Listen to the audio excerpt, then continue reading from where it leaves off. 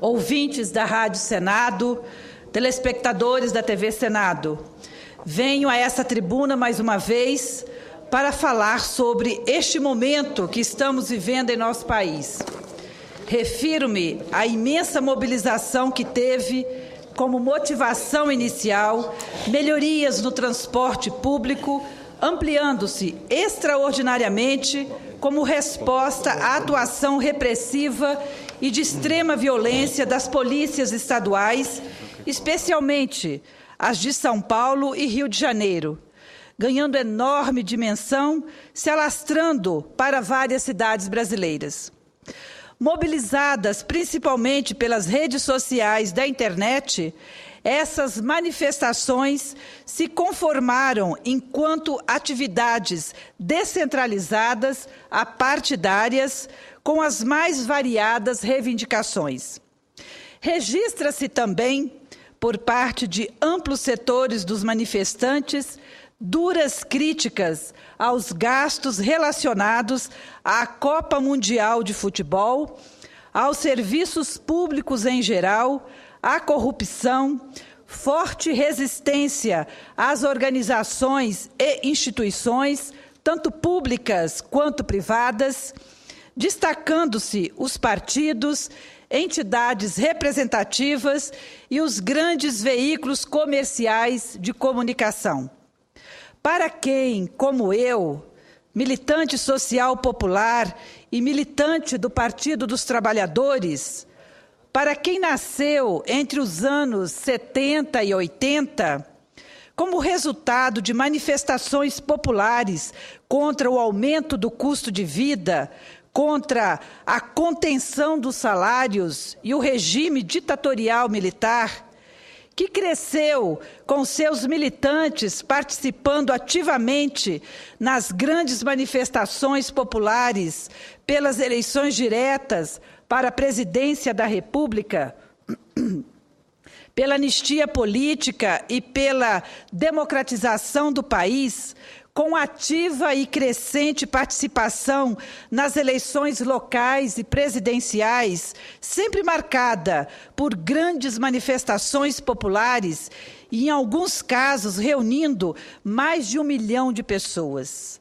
Para quem, durante os anos de 1990, foi muitas vezes às ruas para lutar contra os descalabros promovidos pelos governos neoliberais, que lutou contra a privatização dos serviços públicos das empresas estatais, lutou contra as políticas que levaram à falência grande número de empresas nacionais, lutou contra a monopolização da economia brasileira por grandes empresas multinacionais, que batalhou contra o desemprego, a pobreza, a miséria, e se empenhou na luta contra a corrupção e pela melhoria da educação, da saúde e das condições de vida do povo.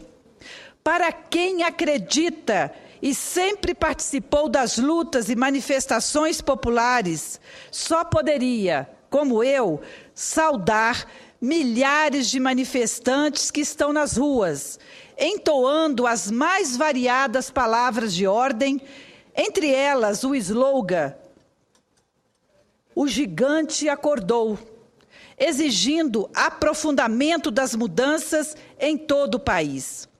Desta forma, registro que considero bastante positivo o motivo de comemoração, a energia popular que vem das ruas.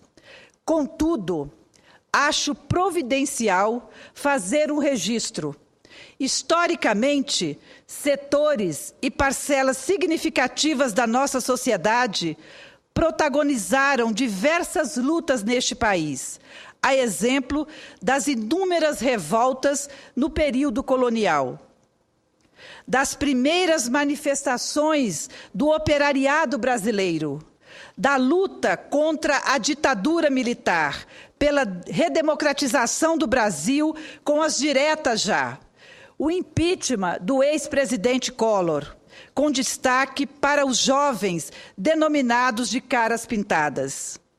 A luta permanente das trabalhadoras e trabalhadores do campo e das cidades, na busca pelo direito à terra, através da luta pela reforma agrária e na luta por melhores salários e condições de trabalho. Na luta dos povos indígenas, dos movimentos de direitos humanos, nas lutas contra a intolerância, contra o racismo, contra a cultura machista e sexista e tantas outras bandeiras de lutas, empunhadas por milhares de lutadoras e lutadores pelos 4 cantos deste nosso país. Portanto, como forma de respeito e para se fazer justiça histórica, acho adequado registrar que inúmeras brasileiras e brasileiros não acordaram agora. Uma parte acordou agora, mas outra parte nunca dormiu. De toda forma, as atuais manifestações iniciaram por uma reivindicação específica ao valor das passagens. Entretanto, quando jovens brasileiros saíram às ruas contra o aumento da tarifa de ônibus, esta reivindicação se traduziu a uma dimensão mais ampla, reafirmando que o transporte público é um serviço essencial na vida das pessoas, não podendo estar aprisionado à lógica do lucro e da acumulação do capital. Que o dia a dia dos cidadãos e cidadãs, especialmente daqueles que utilizam o transporte público nas grandes cidades brasileiras, está insuportável, já transformado há muito tempo em um verdadeiro inferno urbano. Desta forma, senhor presidente, diferente do que muitos afirmam, a fagulha que iniciou estas grandes mobilizações é um tema da mais alta relevância ao conjunto da sociedade brasileira. Tenho também percebido que vários analistas políticos e sociais têm apresentado perplexidade ao fato dessas imensas mobilizações ocorrerem justamente em um período de avanços conquistados nos 2 últimos mandatos do ex-presidente Lula e nos 2 anos do mandato da presidenta Dilma.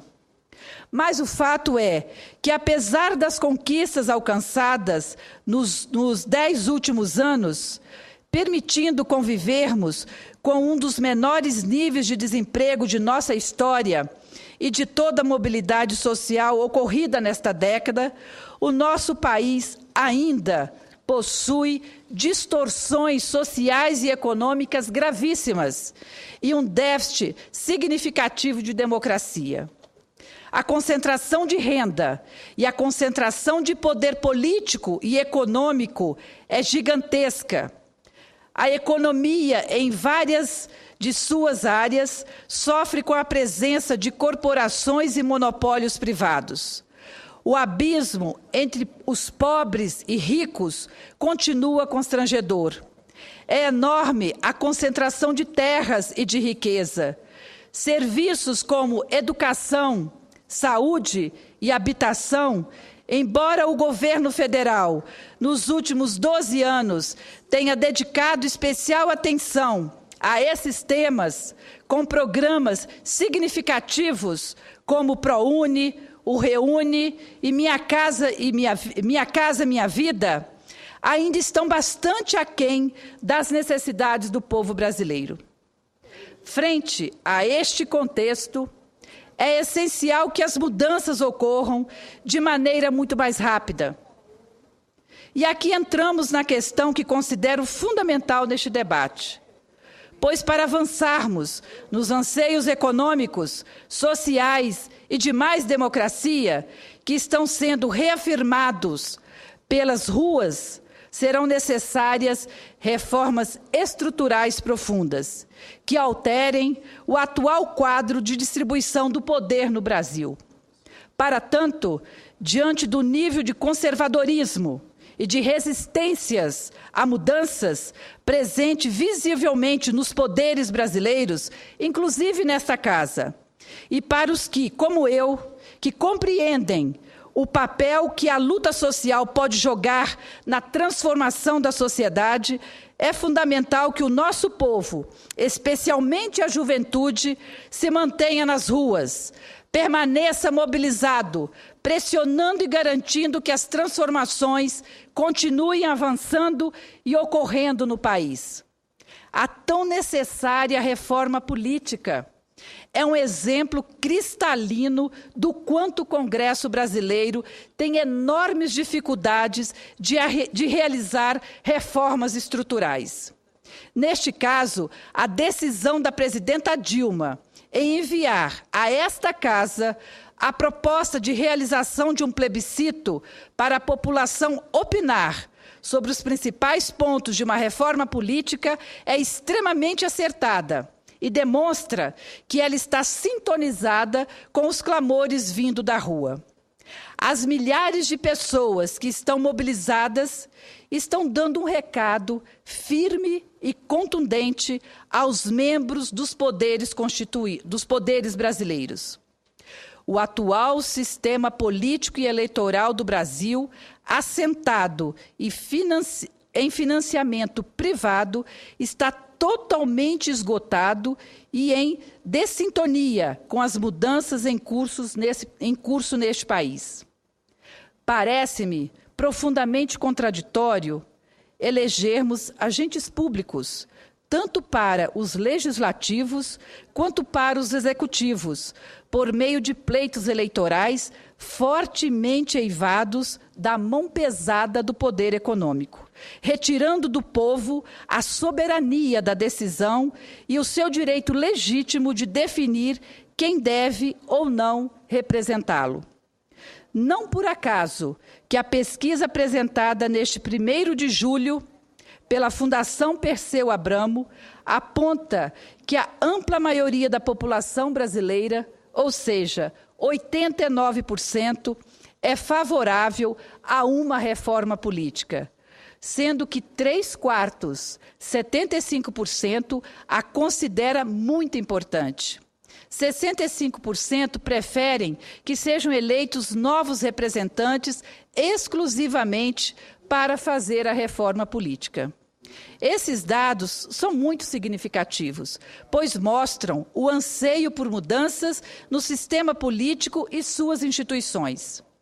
E, por fim, defendemos ainda medidas que fortaleçam as instituições partidárias, as consolidem enquanto organizações programáticas, garantindo a representação do tecido social brasileiro, ampliando significativamente a presença das mulheres, com lista paritária de gênero e de outros setores subrepresentados na política, a exemplo dos jovens, dos índios e dos negros.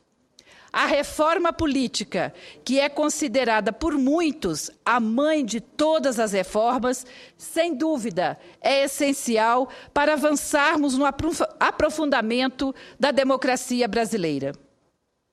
O plebiscito proposto pela presidenta Dilma, com toda certeza, é decorrência, em parte, das grandes mobilizações e da presença de povo nas ruas, que estabeleceram um ambiente possível para que as medidas de democracia direta fossem apresentadas. Assim sendo, reafirmo o que já falei anteriormente.